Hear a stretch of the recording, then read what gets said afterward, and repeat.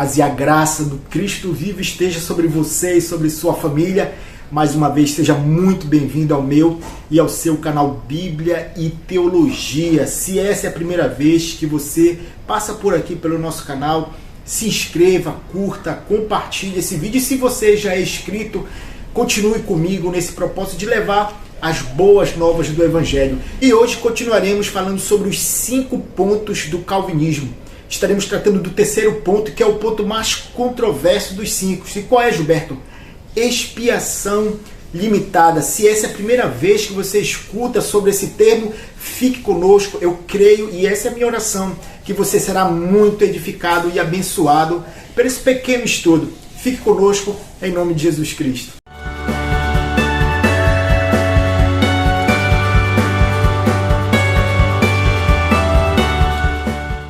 Como eu falei anteriormente, essa doutrina é a mais controversa. Mas por que, Gilberto? Porque ela trata de um dos assuntos mais principais sobre a fé cristã, que é a morte de Jesus Cristo. Quando Paulo escreveu a sua primeira carta aos Coríntios, no capítulo 2, versículo 2, ele disse assim: porque nada me propus saber entre vós, senão a Jesus Cristo e este crucificado.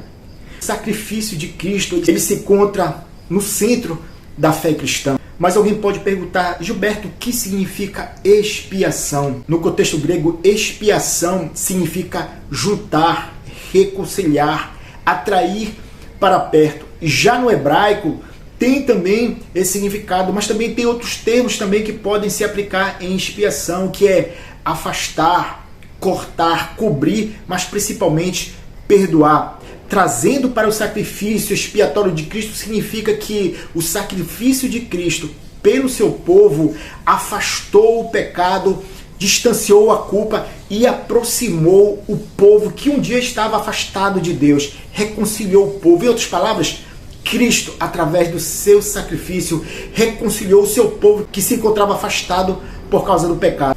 No entanto, o que causa tamanha controvérsia nesse assunto é: Cristo, na sua morte, ele morreu para perdoar os pecados de toda a humanidade, sem exceção, ou somente daqueles que Deus elegeu antes da fundação do mundo? Os arminianos, que eram seguidores de Armínio, acreditavam que a morte de Cristo foi por toda a humanidade, sem exceção. Todavia, somente aqueles que creem em Jesus serão salvos. Ainda mais, Cristo, ao morrer na cruz, não salvou de fato, ou seja, ele somente possibilitou a salvação, todavia não garantindo a salvação de ninguém.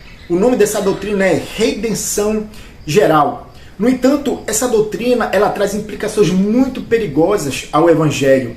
No entanto, qual é a visão reformada? Para que a gente possa entender a visão reformada, nós temos que voltar para os 2 últimos vídeos que eu fiz. Se você ainda não viu, veja nos cards dos vídeos. Todos eles estarão lá. Eu falei primeiramente sobre a depravação total. E o que diz a depravação total, Gilberto? Que o homem está morto em seus delitos e pecados, que o homem não pode contribuir em nada para a salvação. Por causa dessa impossibilidade, Deus toma a iniciativa, Deus elege, Deus escolhe antes da fundação do mundo pessoas, uma grande multidão de pessoas de toda a raça humana para participarem da sua família, para serem o seu povo. Todavia, a eleição não é o bastante. Ser somente eleito não salva ninguém. Ser somente eleito não nos difere daqueles que não são eleitos. Algo precisava ser feito, uma dívida precisava ser paga. Aqui entra o papel do Filho de Deus, Jesus Cristo, o Cordeiro de Deus, que tira o pecado do mundo. Ora, Gilberto, se ele tira o pecado do mundo, ele morreu por todos. Todavia, mundo aqui na Bíblia tem que ser entendido no seu contexto. Mundo significa pessoas de todas as tribos, raças, línguas e nações, como você vê em Apocalipse, no capítulo 5. Jesus veio para morrer pelos pecados do seu povo, da sua igreja. Lá em Romanos, no capítulo 3, versículo 23, diz assim: porque todos pecaram e destituídos estão da glória de Deus. Alguém precisa pagar essa dívida. A justiça de Deus, a santidade de Deus exige a punição pelo pecado. E é Cristo, o Senhor, que paga essa dívida. E como? Com seu sacrifício, com seu sangue derramado na cruz do Calvário. Entenda, Jesus Cristo, ao se fazer carne, veio esse mundo, ele veio para cumprir um propósito. uma missão, a vontade do Pai. Veja o que está escrito lá em João capítulo 6, de 37 a 40, que diz assim: todo aquele que o Pai me dá virá a mim, e o que vem a mim, de maneira nenhuma não serei fora. Porque eu desci do céu não para fazer a minha vontade, mas a vontade daquele que me enviou. E a vontade do Pai que me enviou é esta, que nenhum de todos aqueles que me deu se perca, mas que eu ressuscite no último dia. Porquanto a vontade daquele que me enviou é esta, que todo aquele que ver o Filho e crê nele tenha a vida eterna, e eu ressuscitarei no último dia. Veja que Cristo veio com uma missão e um propósito bem definido: salvar, guardar, ressuscitar todos aqueles pelo qual ele deu a sua vida, por todos aqueles que ele derramou o seu sangue. Diante dessa realidade, eu faço uma pergunta para você: será que Cristo falhou nesse propósito pelo qual o Pai enviou ele ao mundo? Será que Cristo, ao derramar o seu sangue, deixou de salvar uma, duas, dezenas, centenas de pessoas que o Pai tinha elegido antes da fundação do mundo? Veja que Isaías, o profeta, profetizou sobre o sacrifício de Cristo em Isaías capítulo 53, versículo 11. O trabalho de sua alma ele verá e ficará satisfeito. Se Cristo tivesse morrido pelo Gilberto e no final o Gilberto se perdesse, será que ele ficaria feliz em saber que o seu sangue foi derramado em vão? Será que ele ficaria feliz em saber que uma multidão de pessoas pelo qual ele sofreu dor, abandono, agressão, humilhação, será que ele ficaria satisfeito em saber que o seu sacrifício falhou em cumprir o seu propósito? De jeito nenhum. Cristo morreu pelo grupo de pessoas pelo qual certamente no final todas elas serão salvas. Jesus Cristo, na sua ceia, nos últimos momentos com seus discípulos, institui a nova aliança, um novo testamento. E ali o vinho que simbolizava o seu sangue, ele diz: o sangue derramado para a remissão de muitos. A expiação de Cristo, o sangue de Cristo derramado naquela cruz, nenhuma gota daquele sangue foi derramada em vão. Ele tem um propósito, ele tem um objetivo: salvar muitos. Que muitos são esses, Gilberto? O seu povo. Temos que ter em mente que foi por essas pessoas que Jesus Cristo morreu. O próprio nome de Cristo nos ensina sobre isso. Jesus estava prestes a nascer, um anjo apareceu. Mateus ele descreve como se fosse uma profecia. Olha o que diz lá em Mateus capítulo 1, versículo 21. Filho, lhe porás o nome de Jesus, porque ele salvará o seu povo dos seus pecados. O seu povo, não é do mundo inteiro, o seu povo dos seus pecados. Aqui ele falou sobre povo, mas em outros lugares ele fala sobre ovelhas. Veja também quando Jesus fala sobre o seu povo, como ele chama o seu povo lá em João capítulo 10. Eu sou o bom pastor e conheço as minhas ovelhas, e das minhas sou conhecido.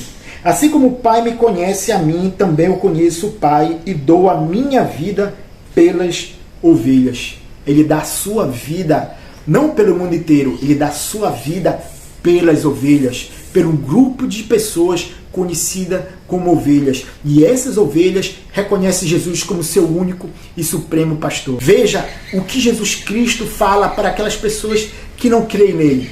Mas vós não credes, porque não sois das minhas ovelhas. Como já vos tenho dito, as minhas ovelhas ouvem a minha voz. Eu as conheço e elas me seguem. Essa é a diferença do cabrito para a ovelha. A ovelha reconhece a voz do seu pastor.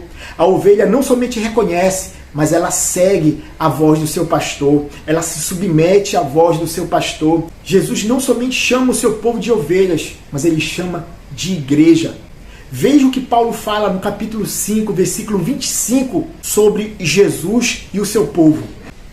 Vós, maridos, amai vossa mulher, como também Cristo amou a igreja e a si mesmo se entregou por ela. Cristo, o nosso noivo, o nosso Senhor, aquele que ama o seu povo e se entregou por ela para resgatar ela do pecado.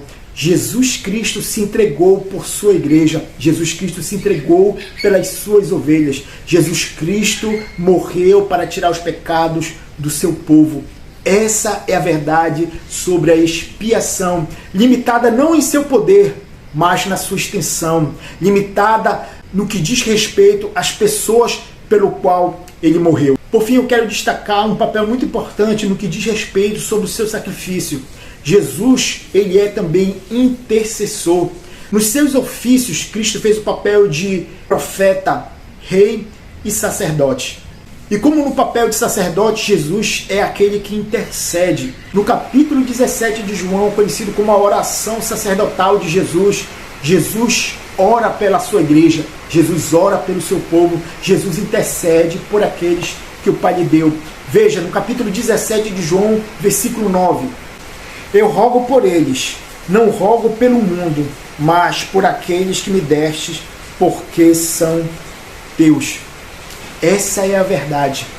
Cristo intercede, Cristo ora pelo seu povo. Se Cristo tivesse morrido por todo mundo, ele não diria isso. Se Cristo tivesse morrido por toda a humanidade, ele estaria errando, interceder somente por aqueles que o Pai tinha dado a ele. Se fosse verdade que Cristo morreu por todas as pessoas, sem exceção, ele diria, eu rogo pelo mundo. Mas não. Aqui é bastante claro o objetivo da intercessão de Cristo. Ele ora pelos seus. Ele ora por aqueles que o Pai lhe deu. Diante de tudo isso, o que é que se conclui? A Bíblia é bastante clara. Jesus morreu. Jesus se entregou para tirar os pecados e a culpa de um povo, de uma multidão incontável, de pessoas que foram eleitas antes da fundação do mundo. Jesus derramou o seu sangue e nenhuma gota do seu sangue, nenhum momento de sofrimento, de dor e de angústia foi em vão. Todos esses momentos que Cristo passou naquela cruz foi com o objetivo de salvar, trazer perdão e reconciliação para a sua igreja, para o seu povo, para as suas ovelhas. Que essa palavra venha ser motivo de edificação, de temor, de entrega a Cristo.